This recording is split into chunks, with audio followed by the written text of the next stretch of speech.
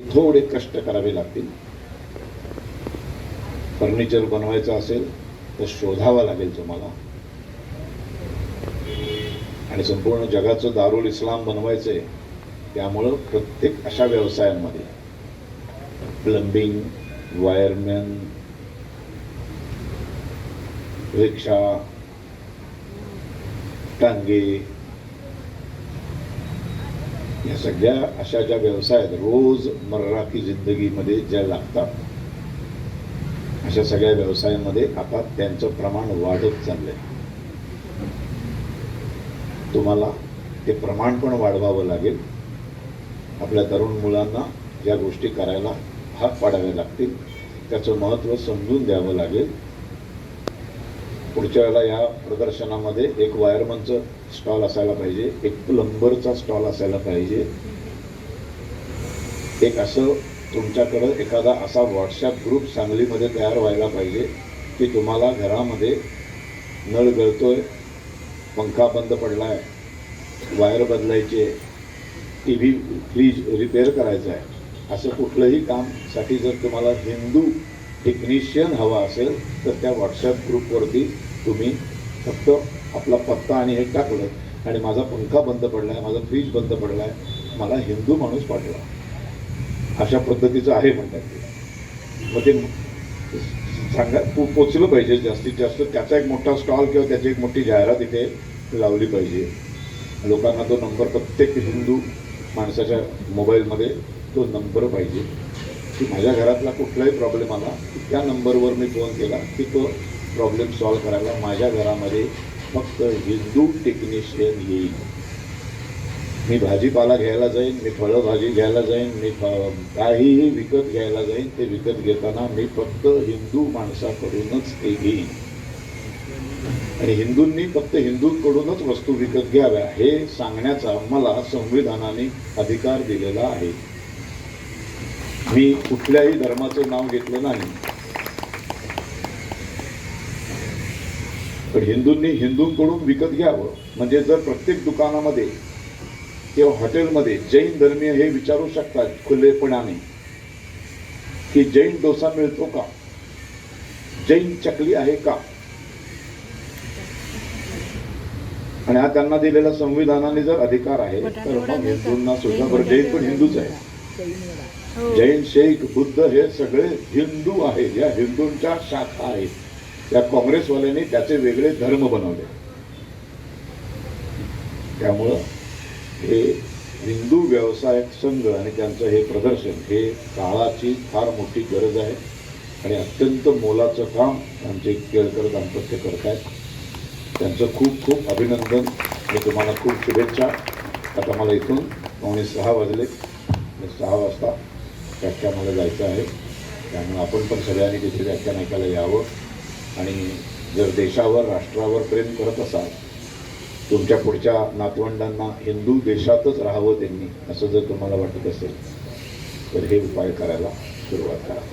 आज मला इथे बोलवलं त्याबद्दल मी केळकर साहेब तुमचा, वहिनी तुमचा सगळ्यांचा खूप आभारी आहे. इथेच थांबतो. जय हिंद, जय महाराष्ट्र. म्हणजे एक वेळ गांधीजींचाही लावला नाही तरी चालेल, पण नेहरूंचा तर लावला पाहिजे.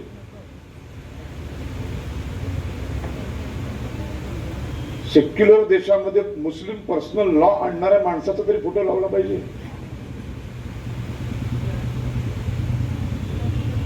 वक्फ बोर्ड कायदा आणणाऱ्या माणसाचा तरी फोटो लावला पाहिजे.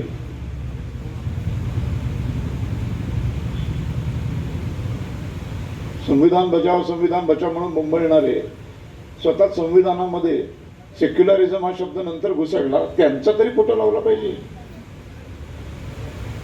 19 वर्ष ज्या पक्षांनी सातत्याने त्यांचं नांगुलं चालन केलं आणि 19 वर्षांमध्ये 3 कोटी, म्हणजे स्वतःचं घर वेगळं घेतलंच त्यांनी, पाकिस्तान नावाचं स्वतःचं हक्काचं वेगळं घर मागून घेतलंच, ओरबाडून घेतलंच, रक्तपात करून घेतलं, 10 लाख हिंदूंचे बळी घेऊन घेतलं. त्याच्यानंतर जे इथे राहिले आणि त्यांनी इथं राहावं म्हणून जे त्यांच्या पाठीशी ठामपणे उभे राहिले त्यांचा तरी फोटो पाहिजे माझा. टिपू सुलतानचा फोटो आहे. हिंदू जागेच व्हायला तयार नाही. हे फार वेळ इथे भाषण करणार नाही आहे, कारण याच्यानंतर सांगली अर्बन कोऑपरेटिव्ह बँकेमध्ये वंदे मातरमला 150 वर्ष पूर्ण झाली, म्हणून वंदे मातरम आणि हिंदू राष्ट्र या विषयावरती माझं व्याख्यान आहे 6:15 तुम्ही तिथे इथून 1-5 मिनिटं अंतरावर असेल ते, है ना. त्यामुळे तुम्ही अवश्य या ऐकण्यासाठी. इतकी भयान परिस्थिती आहे आज भारतामध्ये. 79 वर्ष झाली देश स्वतंत्र होऊन. एक अख्खा देश मुस्लिम राष्ट्र मिळवल्यानंतर उरलेला जो देश आहे तो हिंदूंचा न होता तो सर्वधर्म समभावाचा झाला, सेक्युलर झाला, आणि त्यातली 8 राज्य मुस्लिम बहुसंख्य झाली. पुन्हा एकदा 79 वर्षानंतर 47ची परिस्थिती आणलेली आहे.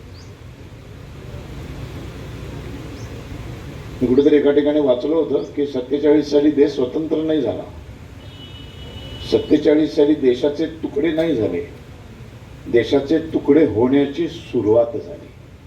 तो फक्त पहिला टप्पा होता.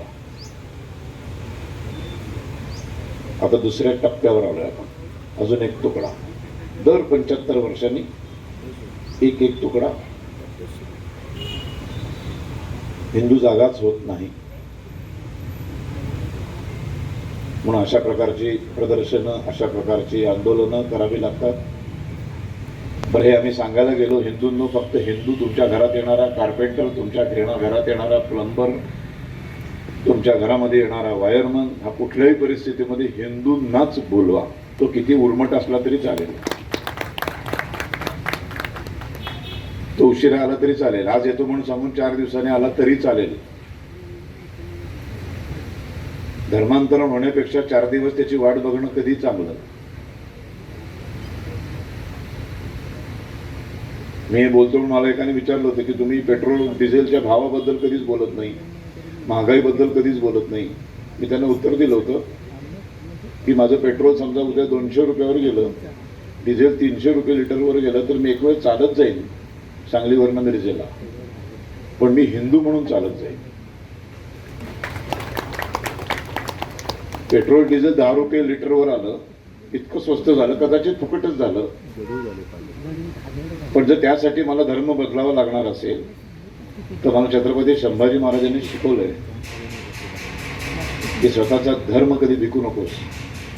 40 दिवस अनन्वित यातना सहन करून महाराजांनी केवळ धर्मांतरण करणार नाही म्हणून आपले प्राण सोडले.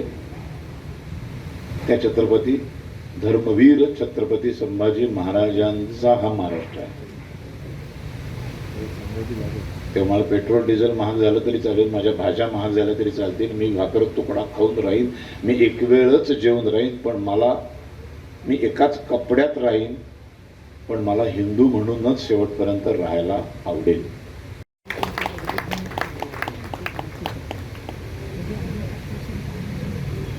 कारण तुम्ही जरी कन्वर्ट झालात तरी ओरिजिनल जो इस्लाम आहे, जो अरबस्थानातून आलेला आहे, तो तुम्हाला तुमचा मानत नाही.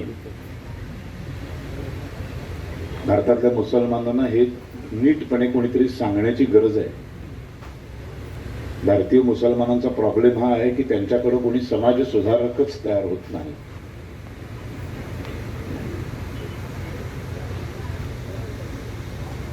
चार 5 पिढ्या मागे गेला तर सगळे हिंदू आहेत. 98% भारतीय मुसलमान हे 5-6 पिढ्यांच्या पाठीमागं हिंदू होते. घाबरले, जीवाला घाबरले, तलवारी मानेवर ठेवल्याबरोबर घाबरले त्यांच्या 5च्या पिढ्या. बरं, घाबरणं हे काही चुकीचं नव्हे. आत्ता मी गॅरंटी देऊन सांगतो, इथे उपस्थित असलेल्या प्रत्येकाच्या मानेवर जर तलवार ठेवली आणि त्याला सांगितलं की हिंदू हो, मुसलमान हो, नाही तर आत्ता तुझी मान कापतो, तर इथले 100% हिंदू हे मुसलमान होतील. ह्याच्यात चुकीचं काही नाही.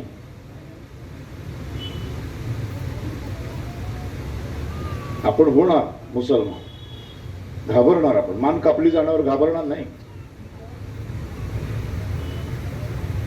म्हणूनच छत्रपती संभाजी महाराज हे छत्रपती संभाजी महाराज असतात.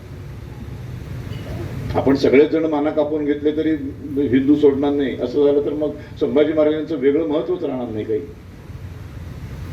मग छत्रपती शिवाजी महाराजांचं वेगळं महत्वच राहणार नाही. सावरकरांचं, भगतसिंगचं वेगळं महत्व काय? कारण ते या सगळ्याला घाबरले नाही. आम्ही घाबरलो, त्यांच्या 4-5 पिढ्या मागच्या सगळ्या घाबरल्या, मुसलमान झाल्या. पण आता त्यांनी हिंदू व्हायला पाहिजे. ज्या मुसलमान झाल्या त्यांना ते खरे ओरिजिनल मुसलमान मानतच नाही. आपण जसे काफर आहोत तसे ते त्यांच्यासाठी तुच्छ आहेत, ते गुलाम आहेत. त्यामुळे इथले जे मुसलमान आहेत, जे कन्व्हर्टेड सगळे मुसलमान आहेत, हे मुस्लिम राष्ट्रामध्ये जात नाहीत. तर त्यांना तिथे गुलामाची किंमत आहे.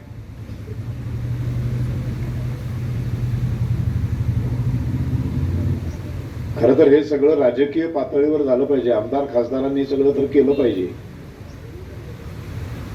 त्यांच्याकडे ती पॉवर आहे, त्यांना संरक्षण मिळतं सरकारकडनं. हे मी बोलतो, माझ्या आजूबाजूला कोणी नाहीये पोलीस कोणी नाहीये बंदूकधारी. आमदार खासदारांच्या आजूबाजूला ते असतात, त्यांना संरक्षण असतं. त्यांनी खरं तरी बोललं पाहिजे. एकच किस्सा सांगतो आणि थांबतो. आर्थिक नाकाबंदी किती महत्वाची असते. दुसरं महायुद्ध सुरू झालं,